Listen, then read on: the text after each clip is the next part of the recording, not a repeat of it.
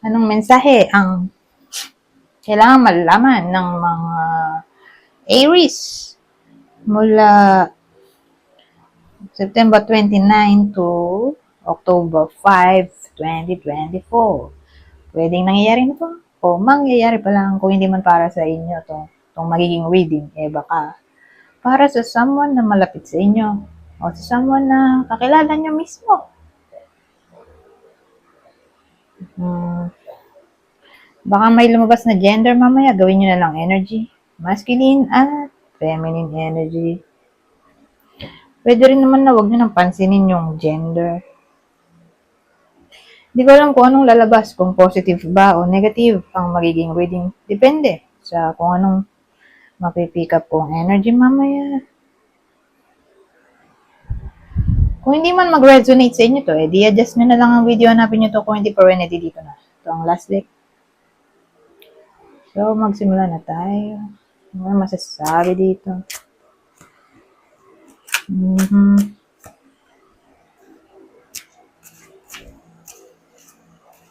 So, sa case na to, ang bida ay single na tao.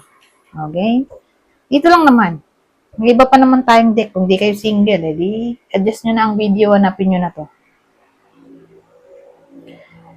O kung di kayo to, di person nyo o anak nyo. Basta may someone dito malapit sa inyo. Lalaki, probably single.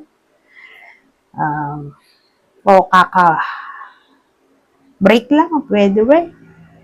Basta single siya ngayon. Wala siyang karelasyon.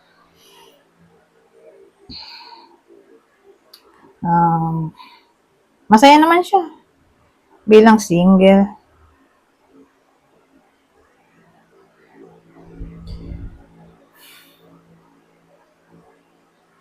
Ano kaya to? Well, may something kasi dito na para bang nag-give up na lang siya sa kanyang ipinaglalaban. Iniisip ko ano to.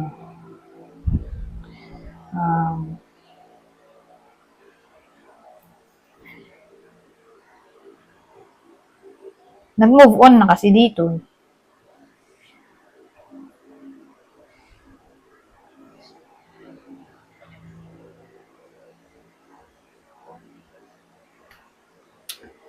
Relasyon siguro to. Pero maganda kung i-clarify natin to, no? Itong 7 of Wands.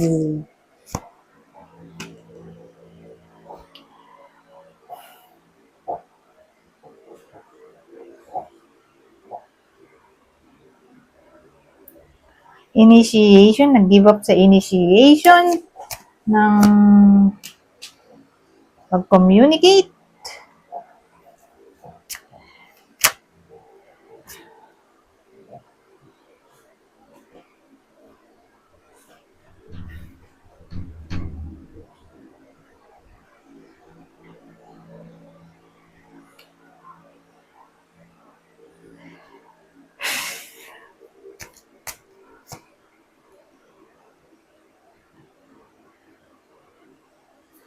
Kasi parang nag-gain na siya ng clarity dito. Ewan ko kung anong na-reveal sa kanya.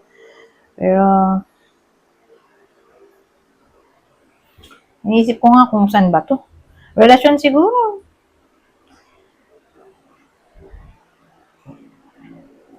Sige na nga, i-clear pa natin.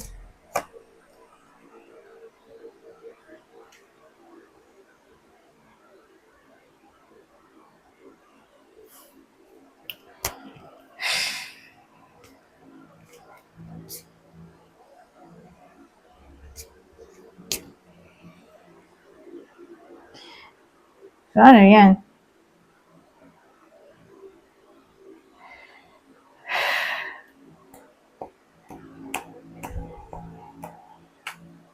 Kasi kung sabihin na, ano kasi, parang medyo malabo kung career to.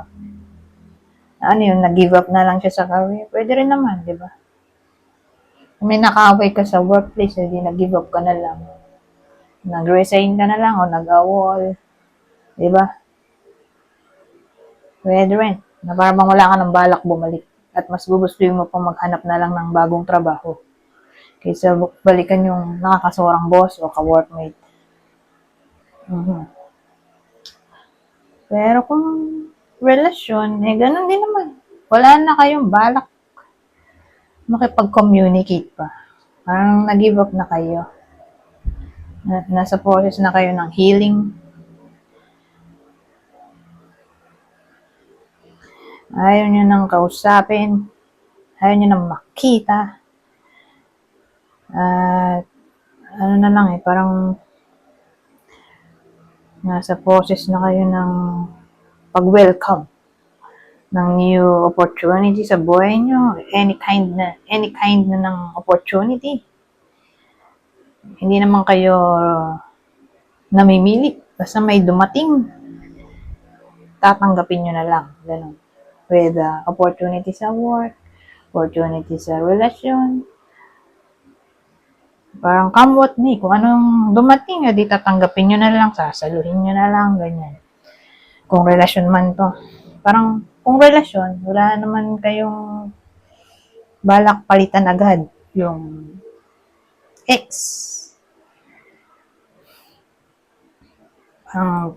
Mas focus yung isip nyo sa ibang bagay. Something na magbe-bring ng stability and security. So, sabihin natin career, o sa business, o how to earn more money, o ibang source of income. So, ganun. Kung may dumating na bagong jowa, di grab na rin yung opportunity. Basta may dumating, bahala na. Ganyan, gagrab nyo na lang. Ito, nung lalaki. Okay, nung lalaki.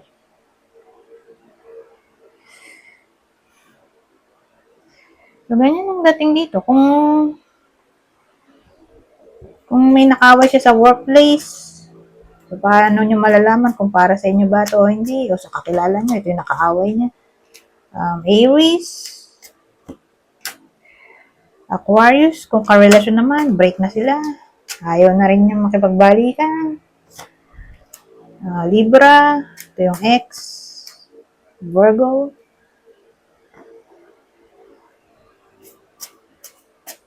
So, punta tayo dito. Ang masasabi nito. Ay, ito. Esperanza. So, may dito,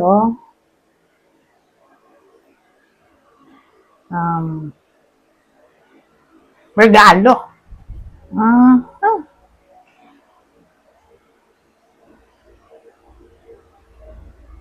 Ewan ko, parang may good news na paparating para sa iba sa inyo. At tungkol to sa gift. O baka money. Kasi may treasure box doon. Na para bang kasi to, Esperanza, di hope siya ba? Parang ganun. Sabihin natin may nawala sa inyo, mapapalitan yan dahil nga sa presence ng hope.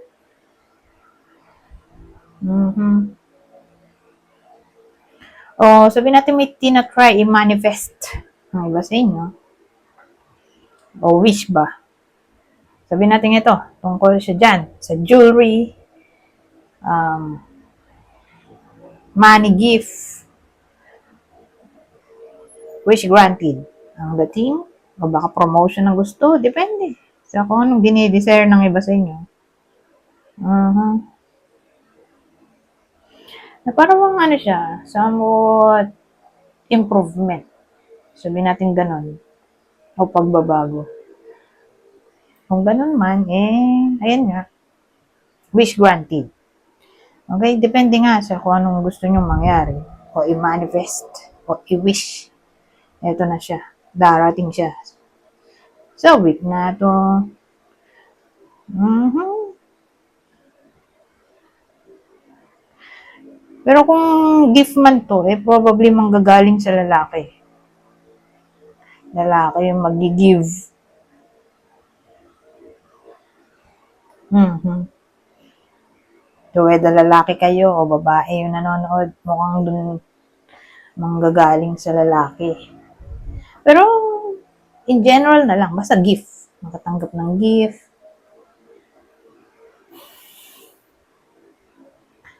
Money, jewelry, parcel, o baka naman ito talaga wish nyo, mabili itong parcel, itong product na to, o product. Kaya naging parcel na siya, siyempre, nabili mo na, di pa parating na sa bahay nyo yung parcel. Pinackage na uh-huh.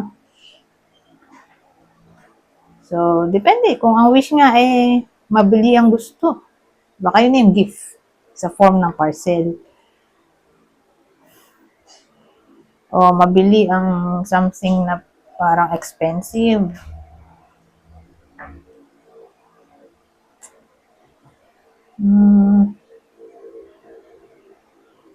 Ano ba ba? O baka naman ang gustong mangyari ng iba sa inyo ay ma-overcome na ang mga problema. Di may solusyon na. So, ganun. Asahan natin ang reward, award, celebration. Sa week na to.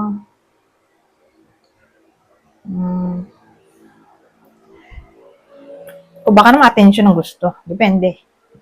Depende nga. So, attention ng tao, crush nyo, o ex.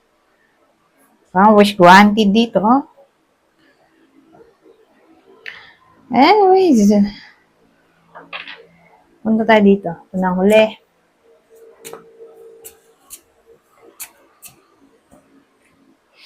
Wholeness. Protection.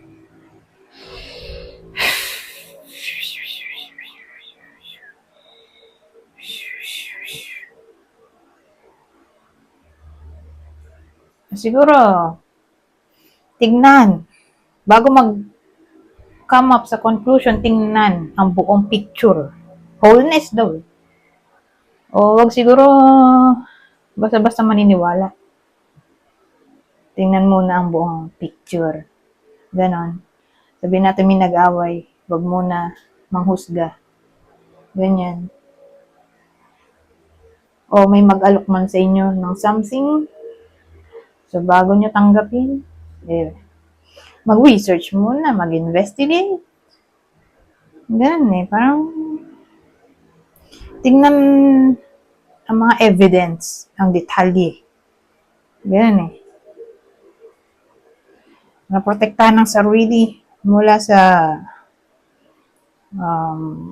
pwedeng lang sa inyo. Kaya kailangan ng matinding investigation dito o research.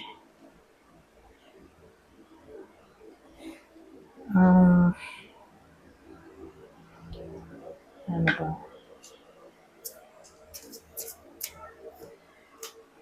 Memory. So, leadership. Combination. Memory, leadership.